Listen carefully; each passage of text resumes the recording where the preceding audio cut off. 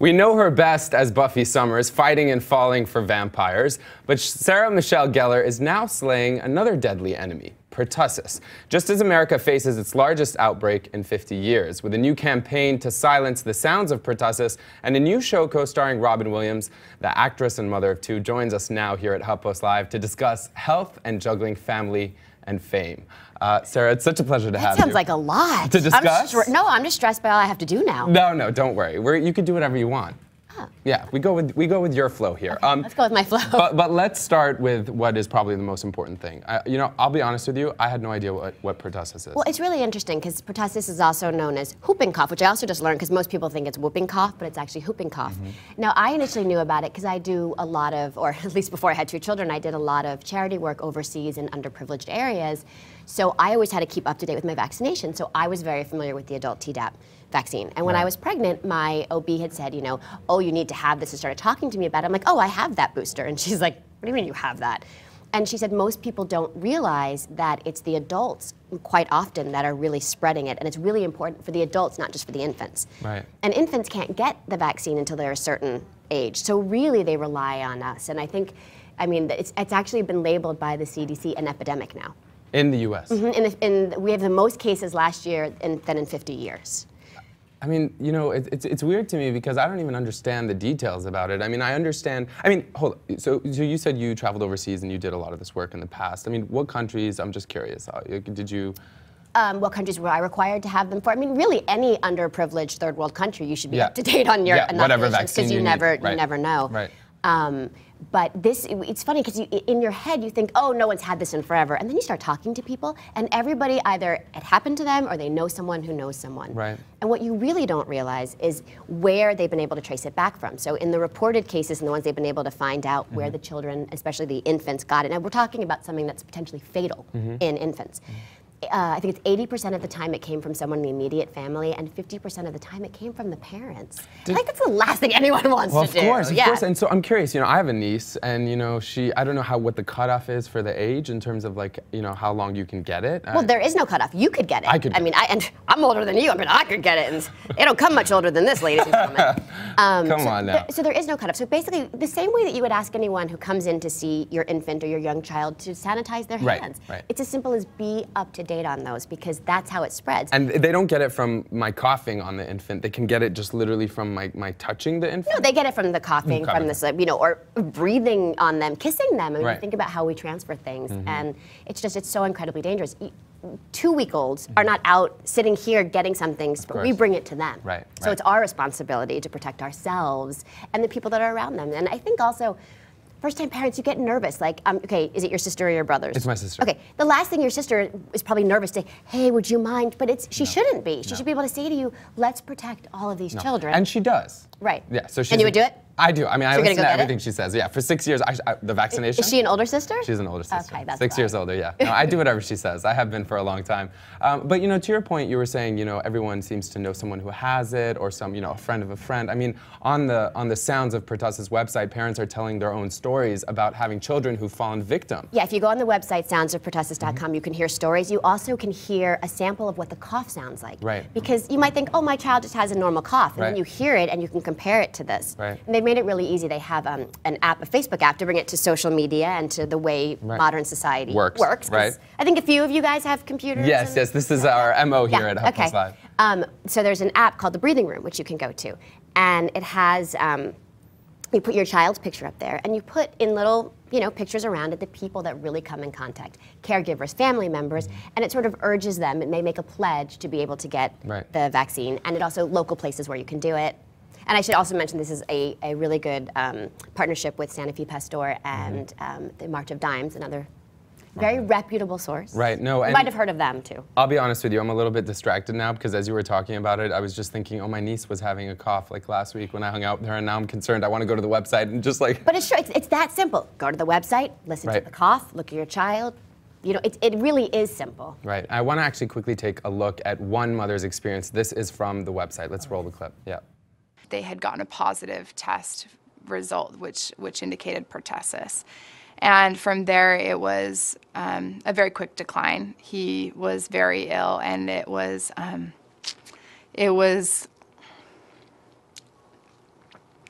It was fast and it was terrible. We watched him die from pertussis. We sang to him, and we spent as much time right at his side as we possibly could. And my husband put his hand on his chest and was just feeling for those last beats of his heart. And within moments, he was gone. I mean, you know, that's heartbreaking. It's so hard to watch. I know, no. I've seen it before, and to think that, oh God, I can't even, sorry. No, it's fine. And it's when you hear that, it's like, that's when you realize how serious and how simple. I mean, really the only way to help prevent the spread of this, for it not to happen to any more children, is to get the vaccine. Oh my God, I'm sorry. No, it's okay. It's okay. No, I understand. Anyway. I mean, I watched that 20 minutes ago, Right? and it's It each wrecks time. you. Yeah, and I think that mother's name is Natalie. I was talking to some of the people backstage. But you know, when we talk about the vaccination, I don't know how much you know about the details, but if I were to, it's just like any vaccination. I mean, how does it work? It's a really simple vaccination. You try to get it when you're healthy. I mean, I can tell you, I can't speak from a doctor's point of view, as I am not a doctor, and I've never even played one on TV, I don't think, or film. But I've had the shot, the booster shot. Both my children have had it, and I mean, there's absolutely no reaction, and you know, unless your doctor has a really bad aim, you can be a little sore, and I blame the doctor. Although my son didn't like getting the Band-Aid off afterwards, but then I guess I blame the Band-Aid people. The people at the Band-Aid place. Yeah, well, we don't even know who they are, do we? The What Band-Aid are they people. called? Band-Aid. That's what it's called. Yeah, whatever. All right, moving on. This is from SMG Spain. You know, we do know a thing or two about social media here, so we have people live commenting saying, you've supported many campaigns all over these years, from being one of the care ambassadors to joining Habitat for Humanity, to name a few. What are the reasons that make you support all these campaigns? You know, I pick and choose the ones. It's obviously, you only have so much time in your life, but I've been incredibly fortunate, and I've had so many good things happen to me, and to be in a place where not only can I help other people, but I can spread the word. And I think that's the amazing thing about social media. And look, there are some parts that aren't my favorite about what I do, but I have the ability to reach so many people. And if I could reach one or two or thousands or millions and help someone and help that not happen, I mean, Right. how do you not? Can I ask you, when you said there's I don't know, parts- can you? Yeah, well, I'm about to. You know, parts of your job that you hate or that you don't like, I mean, you just mentioned that in passing. What are they? I mean, you know, there's a level of privacy that I wish that I still had, and I wish for my children that they could have. Yeah. And there are times where it's lovely and people want to come up to you and just say nice things like that, or they like your work, which is all anyone ever wants to hear. And there are times where it's incredibly intrusive and where it can scare children. And you know, I don't think it should be allowed to stand outside my child's school every day with a long-angle lens and scare my child and other people's child. I think it's disgusting. No, I agree with you. I completely agree with you. And you know, because you bring up the issue of privacy, I have to say this. You know, you are a mother, you have a family, and like any mother, you want to protect your family and you want to enjoy your time with them in private. But to be honest, I mean, you and Freddie Prinze Jr., you know, you guys. Who? That guy, yeah. Oh, okay. I was like, oh my God, did I get the name wrong? What's going on? I'm teasing you. No, you know, you guys have been together, and it's like decades in the Hollywood world. I mean, you know, I really am old, aren't I? No, but you know what I mean. Even 1 year is like 20 years in the Hollywood world. I mean, is it because you are more private than other people? What do you attribute that to? I don't have an answer, but I would think that it has to help. And Right. I think that I'm pretty fortunate because fans, and I use that in the true word, the people that are truly fans respect that about me. And, you know, I'm more than happy to talk in generalization. But I always say, you know, there's the actress and then there's the other me. Right. Do you actively do that? Do you actively try and keep your family I like out of this? peel my face off when I go home. I actually don't even look like this. You should see. Actually, I really don't. I don't believe it. Takes it. a team of people. I don't believe it. No, really, like it's a team of people. It's true. There's 27 people here. No like one not can even see them. one person. Yeah. People are throwing Yeah. things at you, that are bouncing off of you. All right. So you started your career as a child, in a sense, and you did commercials and things like that. I mean, would you let your kids do the same thing? Speaking of being protective. Well, I think it's different. I think it's automatically different when you're the child of. You know, for me, it was an amazing experience. It opened up all of these doors, including my education, which I never would have afforded if, you know, my mom was a single mom. But I think it's incredibly, I don't think it's hypocritical of me to say no, because I think it's different. And not only are my children the child of one famous parent, but two. Right. I think that I would hopefully like them to grow up and finish school. And once they fully know all of the facts, then they can make their own decisions. Right. I still hope they don't want to be actors, but If they do, you'll let them. Maybe. after a lot of conversations. Yeah. But as an adult, I can't let my adult children, I mean, Right. they will make their own decisions. hopefully good ones. Good mama. All right, new show. Yes. The Crazy Ones. Yes. Tell us about Story it. of my life. No. It's pretty amazing. It's David E. Kelley. He's written a few shows. You might have heard of him. And Robin Williams in his return to television.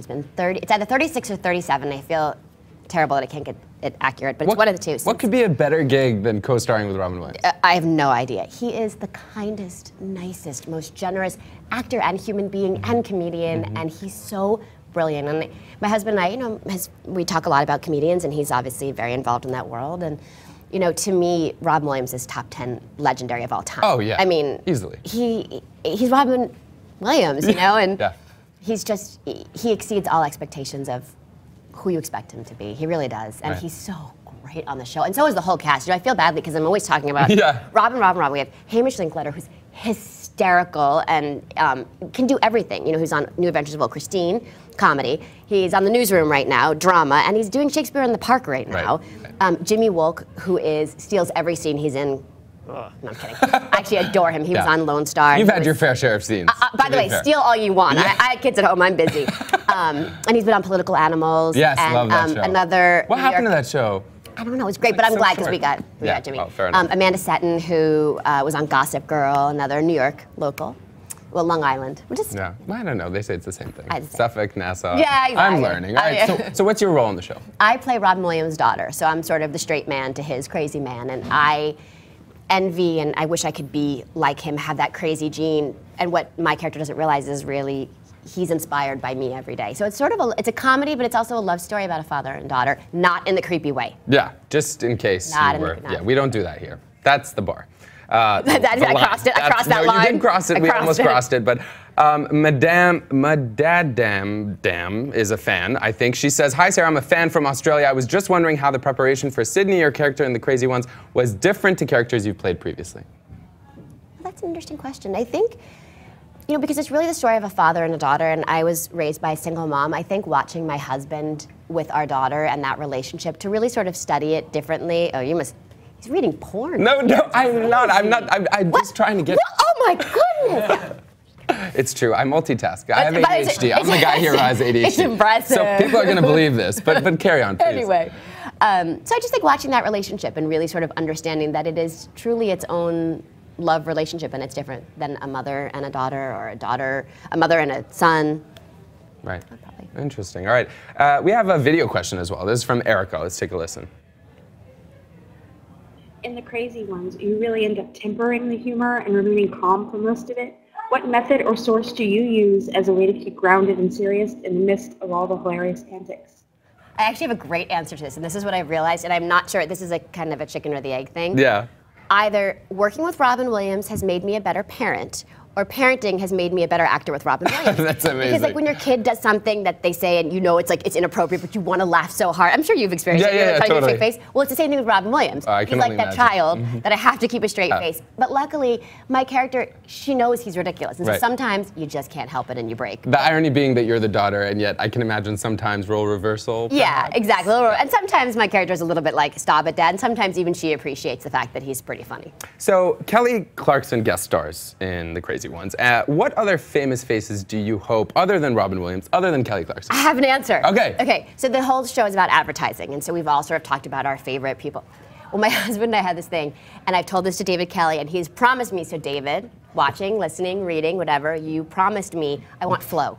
Flo? From the Geico Insurance. You're kidding. I want Flo. Do you think it'll happen? Yeah, no, I really do. And I'm gonna have a scene with her, because I am obsessed with Flo. Why? She's hysterical. I don't know what, because she was sort of like the first in a long. Advertising has really changed over the course of time. When Right. you think about Where's the Beef, or some of the other more famous, commercial, Give Me a Break, which is ours at the McDonald's. Right. And it's the first time in a while where you can go Flo, Geico, like where you really get It. it. Yeah, And no, I hear you. And she's a comedian. She really is. Right. So that's my request. All right. Speaking of, Speaking of Flo? Well, I could try, but I wanna can't see you riff on sing Flo. I this. was I going to really try. do. All right, we'll do it later. I don't know about rights. Aren't there rights issues with that? I don't know. We'll pretend they are so I can get out of it. I don't want to do that. All right. Cancellation of Ringer. I know. So many people in the newsroom feel the same way. Just tilt to the side and look sad. It's easy. I mean, that show we had the best time. We're all still super close. It was an incredibly ambitious show. And you know what I think is really interesting was the idea behind it was sort of this event television. You know, what we really had hoped to do was do like 12 and then take a break and then maybe next season, but that was really sort of more a cable model. And if you notice this year at Upfronts, because I had been to participate in them, a lot of the networks are doing event television where it's 13 episodes and then this, and we were almost ahead of its time because I think that was the only way we could have managed.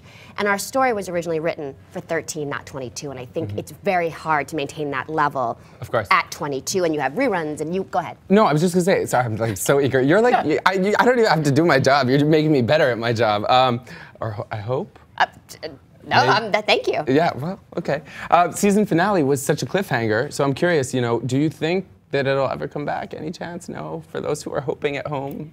I don't know. I mean, look, there's always different incarnations. You know, Joss kept Buffy alive with a comic. It's true. I mean, maybe there's a graphic novel ringer. I mean, I know Nicole and Eric had great ideas. In fact, okay, you know what? No, they're going to kill me. I can't. We had all these ideas for next season, so maybe I shouldn't spill them because, you know, maybe they will be able to. No, that's encouraging. There you have it. Mitchell Williams, who helped produce this, he was a huge fan of that show. So you just saying that, I'm sure he's in the control room very happy. But and if nothing else, all the Siobhans in the world, people know how to say their name. Right. So if nothing else, we've helped all the Siobhans, because people, Siobhan, Saboin, you can see how many times they tried to get us to change that name. Good Samaritans you are. Yes, no. Speaking Add of it to my list of charity. Yeah, seriously. Back to that question. You chose that one in particular, but Buffy. I mean. Speaking of Buffy, a strong female character. I mean, we haven't really seen that ever since that. You know, this superhero, a strong female superhero that's always the superhero. Do you think that, you know, it's time for that in TV? I think it's always time for that. I think it's important. You know, and I came up at the time there was, you know, Buffy and Alias. I mean, there were important characters like that, and it gives women, you know, and it's funny, I'm seeing it even almost more like in the younger shows, like if you watch Tangled, or clearly I watch a lot of young children's programming more so, but like even Sophia the First, you see these, they're doing it for younger generations, but not that other. I think it's always time. Right. We had Allison Hannigan here just the other day at HuffPost Live, and she was saying, and I don't want to focus on Buffy too much, but she was saying that you worked tirelessly, that you worked harder than anybody else. She said, I think she used the words, you worked your ass off, but she said sometimes to the point of exhaustion. I mean, was it? It was really hard. You know, I was 18 years old when we started, and you know, the show is Buffy the Vampire Slayer. Vampires come out at night, so you're working these crazy hours, you know, when everyone else is sleeping, and it's physical. I was constantly getting injured. And she was in every scene, and so there were times where it was like you hit this wall of, oh my God, and you could only tell the producers so many times, like, I need a break, and I mean, one time, literally, they turned me into a rat, my character, literally, so I could get a break. And I was like, really? The most creative writing on television, and that's how we're giving me a break? But it was sort of like, that was who the show was, and it was an incredibly ambitious project to do. You know, when you say some of the most creative writing on television, I have to say, I was growing up in Egypt at the time, and it was everywhere. It was in Egypt, you had Tunisia. I mean, even the comments that we got for this segment, I mean, that show, I don't know if it's a franchise, but I mean, it's everywhere in the world. It's pretty amazing. It's incredible. And it lives on. Yeah, and I think that's, you know, a testament to not just the writing, but all of your work in that. It was one of those lightning in a bottle situations. Magical, magical. So, you are not on Facebook or Twitter? Not yet. That is a great answer, but more importantly, I am addicted to Twitter and Facebook. It is insane that you're not on Twitter and Facebook to me. You know, I've been doing my research and figuring it out, and don't be surprised if you see a little crazy Twitter maybe in the future. I'm just saying. All right. It's a little crazy one Twitter. Yeah, is there a reason? I mean, is that? You know, I think that to do it properly, you have to dedicate a real amount of time to be able to reach the people and answer the questions, and I don't do things halfway. And so until I feel like it's the right format and the right time. But one of the things that I would love to be able to do, because I feel like Crazy Ones is that lightning in a bottle again, and seeing Robin Williams, and if there is a way that I can figure out how to share that and how to share the experiences, the people behind the scenes, and also to outreach for situations like this when I have something to speak about where I feel like I could really help people. See it coming. You're helping people even just, I mean, you're clearly helping me be better at my job and telling me not to be distracted. The reason I'm distracted slightly. He's playing World of Warcraft. Other than that and the porn, the reason I'm distracted is because we have a lot of questions coming in, even on Twitter. So it's, you know, multiple platforms. One saying, how has your style changed since becoming a mom, and for the second time? I've learned to embrace flats. And of course, I say that now wearing like the hugest high heels, but it's because I'm here right now and I'm sitting. You'll slip them off as soon as I'm done, I will go back to my children today and I will put the flats back on, because you cannot chase two children in teetering shoes. Right, it's impossible. Yeah. And also you want to look for things where vomit comes out easily. Right. So Yeah. fabric where, yeah. Yeah. But does it retain the smell of vomit also? Vomit doesn't come out of high heels? Honey, it's all here before it gets down there. Yeah, see, clearly I don't have a kid. Once the vomit happens, You I just hand the pass niece it back. back, Yeah, yeah. that's my favorite part of having a niece. All right, I want to get to one more, actually, video question. Let's get to this one He right gets off here. his Words with Friends page. Yes, and change the tab. There we go. I hope it plays. Otherwise, people are really going to think I'm doing all sorts of... All right, this is not playing for some reason. No, it's your turn on Words with Friends, that's right. I love it. There we go. Hi, Sarah. My name's Teresa. I've been a huge fan since I was 9. Still a fan at 23. You're completely awesome. My question for you is that you've had such a long career and you have such a huge fan base. What is your greatest, or what do you think is your greatest career accomplishment? Thanks. Bye. Goodness, my greatest accomplishment is my children. I mean, that hands down has trumped anything that I've ever. So sweet. It's really true, And though. true, yeah. It's trumped everything. But there's no way I could say they're all different. And I mean, I would say, obviously, Buffy will always be. All My Children was amazing. It was that bridge for me. Cruel Intentions is still one of my favorite movies I've ever done. But there are things like hosting Saturday Night Live or MTV Movie Awards. Like, those were things Right, I never fun. thought. You felt the same way when you hosted When the I MTV hosted, Movie Awards? it was amazing. Yeah, in You my were great. dreams. Yeah. No, I was saying about Cruel Intentions because it was the first time we really saw you in that convincing kind of bitch character, and I thought that I'm was. sure you can say stuff like that. Oh no, we could say whatever you want here. No, but really, that's my favorite, I think, that you've done. Not that my opinion matters at all.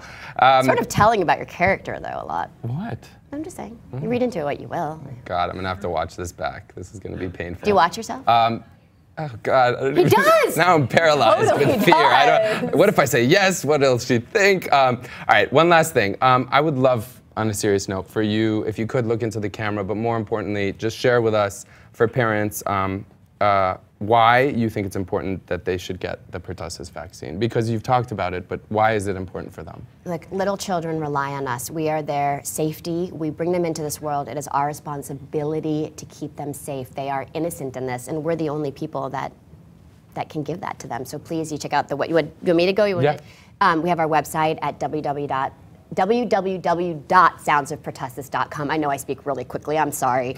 Which is information about how to get the vaccinations, March of Dimes you can go to, and also the Facebook app, The Breathing Room. You're such Or Huffington Post Live. Or We'll Huffington connect you. Post Live. Yeah, and the truth is, we have all sorts of resources in our resource well for you to find out more information about this. You can find out how and where to get your vaccinations from the website, but also from our resource well. And Sarah, I have to say, as much as you paralyzed me with fear and exposed the fact that I was playing Words with Friends, such a pleasure. You're adorable. No, really, such a pleasure. Thank you so much. Much you. more coming up here at HuffPost Live, so be sure to stay tuned.